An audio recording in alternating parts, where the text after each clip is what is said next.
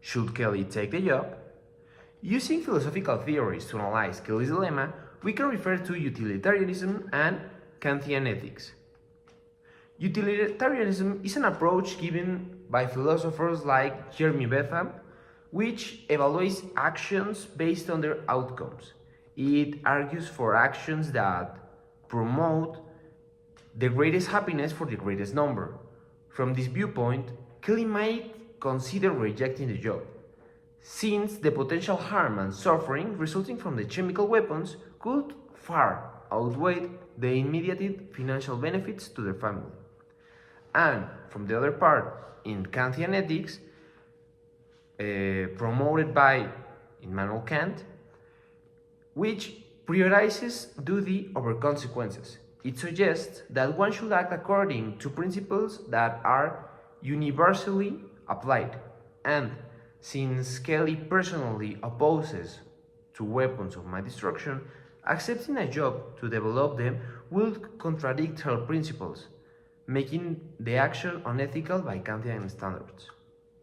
In conclusion, both ethical theories suggest that Kelly should not take the job, as the broader negative impacts on the world surpass the positive impacts of what could it be.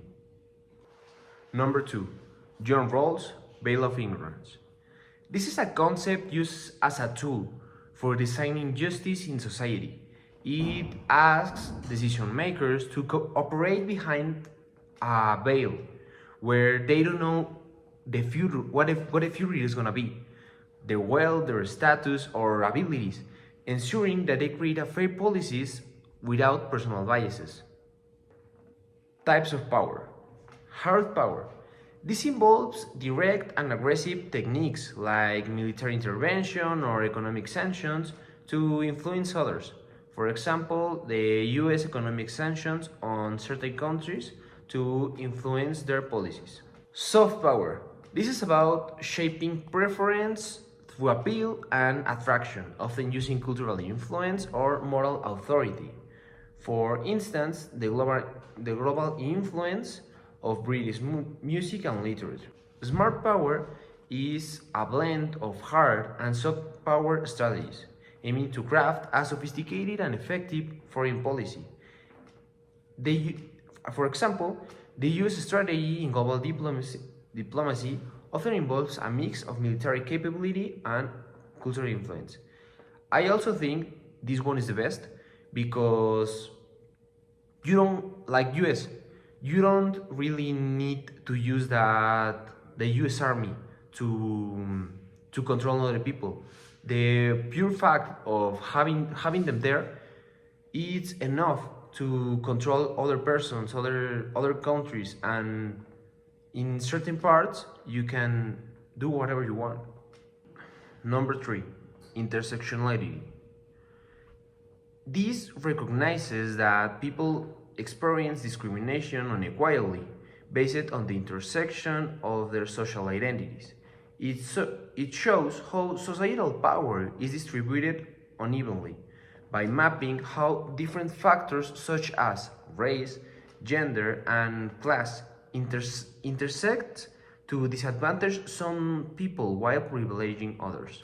The least vulnerable person on earth could be a wealthy white heterosexual male who is an executive in an stable developed country, and the most vulnerable person would be a poor black transgender woman in a developing country facing economic instability and health issues. Number 4, extra question. How do you think the concept of bullshit applies to this year's Mexican elections? First of all, bullshit is taken by the English dictionary is stupid or untrue talk or writing, just like nonsense. In this year's Mexican elections, we just can say that nobody really gives a shit of what the person who they're gonna vote is gonna do. They really just are voting for like the name of Morena, or they are voting because someone used a shirt with a skeleton on it, and it like offended a lot of people, and other people are voting because a candidate is handsome, and that's just a lot of bullshit, and it's just nonsense because a lot of lives depend on how the elections go and which candidate go, and it's like not like a third of the chance of everything, because I really believe that it's nonsense and it's bullshit, because everything is gonna keep the way it's going, because nobody really gives a shit of what it's gonna be on the future. Thank you.